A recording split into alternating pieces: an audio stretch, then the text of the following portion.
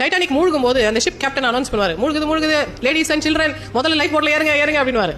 ஒரு ஆம்பளை தட்டி தடுமாறி குடுகுடுன்னு வந்து லைஃப் போட்ல ஏறிடுவாரு. அவரு தூக்கி வெளில போட்டு விமன் அண்ட் சில்ட்ரன் மட்டும் தான் ஏறணும், கப்பல் தான் மூழ்குது இல்ல, எல்லா உயிரும் சமம் தானே, ஏன் ஆண்களை தூக்கி வெளில போட்டாங்க? ஏன்னா உமன் இஸ் இன்டிஸ்பென்சிபிள், பெண் இல்லாமல் உயிர் வராது. Man is expendable, one man இருந்தா கூட போதும், உயிரை மறுபடியும் நம்ம மறு உற்பத்தி பண்ணிக்கலாம். அதனால நீங்க போட்ல போனாலும் சரி, ஃபிளைட்ல போனாலும் சரி, ஃபிளைட்ல அந்த சர்வீஸ் அனௌன்ஸ் பண்ண சொல்லுவாங்க. ஒருவேளை இந்த ஃபிளைட் எமர்ஜென்சி இவாக்குவேஷன் பண்ணதா இருந்தா முதல்ல விமன் அண்ட் சில்ட்ரன் தான் இறங்கணும், அவங்களாம் இறங்கின பிறகு கட்சியில தான் பெண் இறங்கணும்னு சொல்லுவாங்க தெரியுமா? ஏன்னா woman is so precious, so important, so valid nature. கேட்கவே கன்றாவியா இருக்கு. அப்படின்னா ஆம்பளைங்க இல்லாம மட்டும் இங்க எல்லாமே நடந்துருமா? ஏன் ஒருத்தன் இன்னொருத்தனை போட்டு நசுக்கிறதுலயே இருக்கீங்க?